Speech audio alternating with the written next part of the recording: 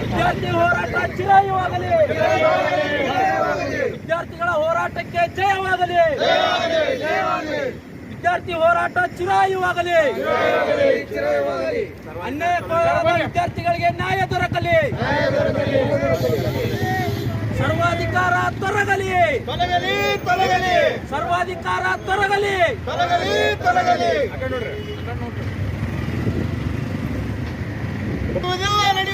ಸರ್ವಾಧಿಕಾರ ನಡೆಯುವುದಿಲ್ಲ, ಸರ್ವಾಧಿಕಾರ ನಡೆಯುವುದಿಲ್ಲ.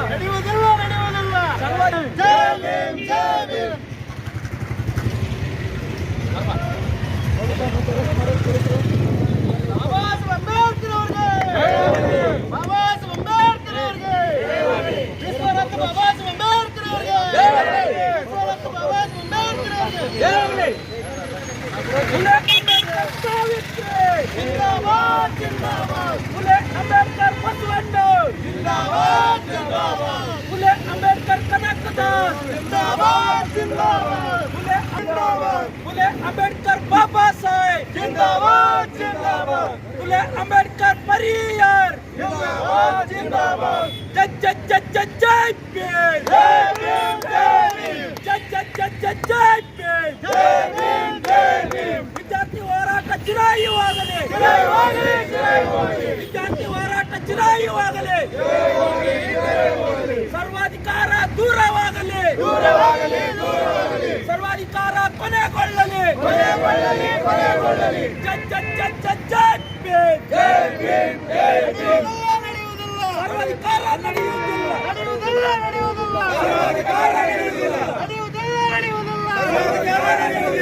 ಸಂವಿಧಾನಕ್ಕೆ ಜಯವಾಗಲಿ. ಸ್ವಲ್ಪ ಇನ್ನೊಂದು ಸ್ವಲ್ಪ ಆ ಕಡೆ ವೈಟ್ ನಿಲ್ರಿ. ಇವತ್ತು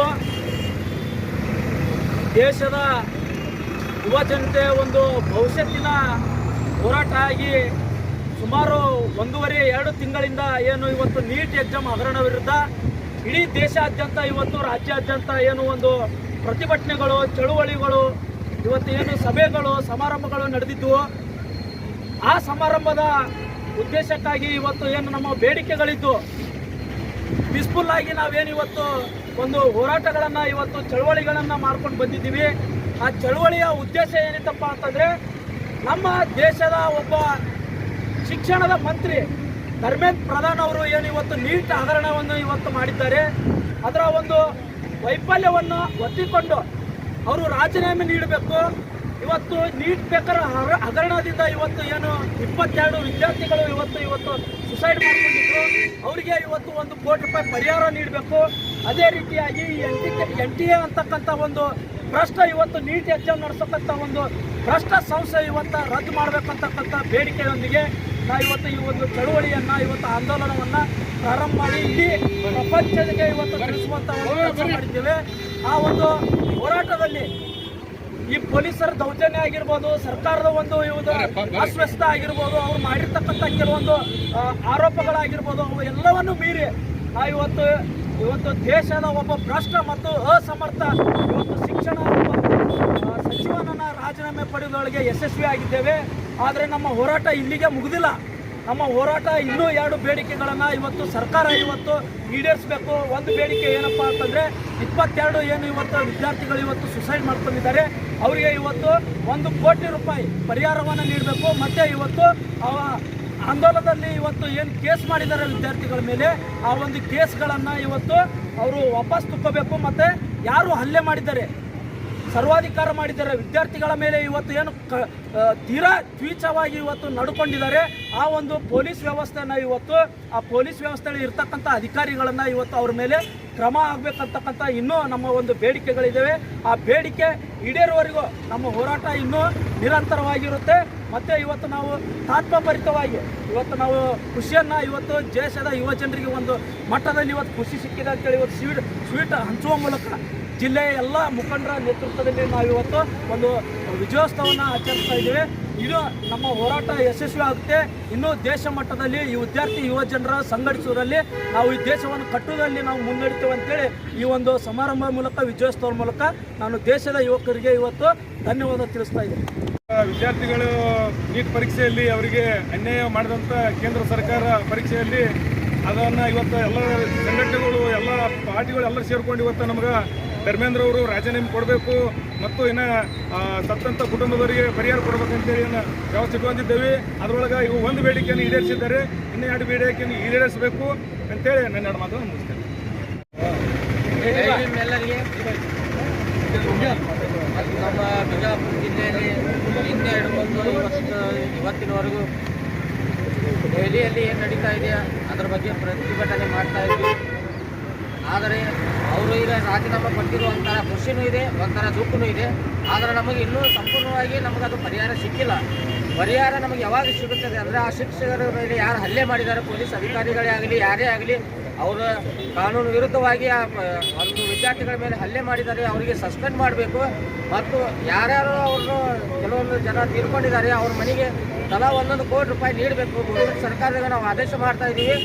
ಅವರಿಗೆ ನ್ಯಾಯ ಸಿಗುವವರೆಗೂ ನಾವು ಇನ್ನೂ ಪ್ರತಿಭಟನೆ ಮಾಡ್ತೀವಿ. ಇದು ಇಲ್ಲಿಗೆ ಬಿಡುವುದಿಲ್ಲ. ಅವರಿಗೆ ನ್ಯಾಯ ದೊರಕುತ್ತಾನ ನಾವು ಇನ್ನೂ ಮುಂದುವರಿತೀವಿ. ಅದು ಕೇವಲ ಇದು ನಮ್ಮ ಒಬ್ಬರದೇ ಹೋರಾಟ ಅಲ್ಲ, ಇಡೀ ನಮ್ಮದು ದೇಶದ ಹೋರಾಟ ಅಂತೇಳಿ ನಾವು ಇವತ್ತಿಗೆ ನಾವು ಇಲ್ಲಿ.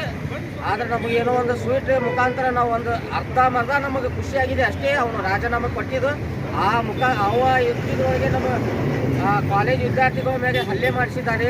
ಪ್ರತಿಯೊಂದು ಇದು ಮೋದಿ ಸರ್ಕಾರ ಬಂದು ನಮ್ಮನ್ನೆಲ್ಲ ಜೀವನನೇ ಸರ್ವನಾಶ ಮಾಡಿದ್ದಾರೆ. ದಯವಿಟ್ಟು ಸರ್ಕಾರಕ್ಕೆ ನಮ್ಮ ಮನವಿ ಇರಲಿ, ಇಂಥ ಒಂದು ಅಧಿಕಾರಿಗಳಿಗೆ ಈ ಲುಚ್ಚಗಳಿಗೆ ಏನು ಇದು ಮಾಡ್ತಿದ್ದಾರಲ್ಲ, ಮೊದಲು ಅವ್ರ ಮೇಲೆ ಕಾನೂನು ಕ್ರಮ ತಗೋಬೇಕಂತೇಳಿ ನಾನು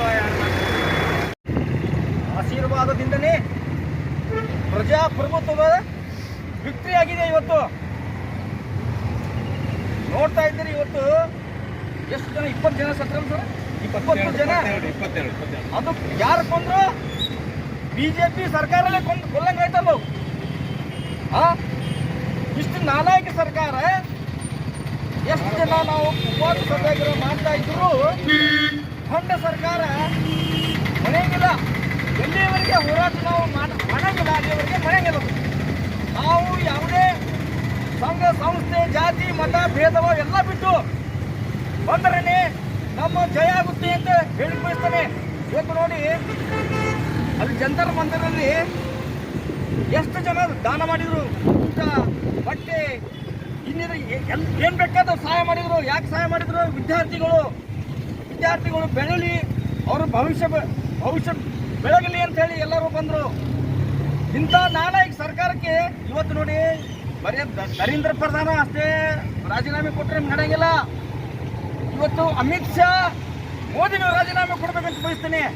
ಯಾಕಂದರೆ ಇವತ್ತು ನಮ್ಮ ಭಾರತ ದೇಶದಲ್ಲಿ ಬೆಲೆ ಏರಿಕೆ ನೋಡ್ರಿ, ಅದು ನೋಡ್ರಿ ಎಥನಾಲ್ ಅದು ತಂದಾನ.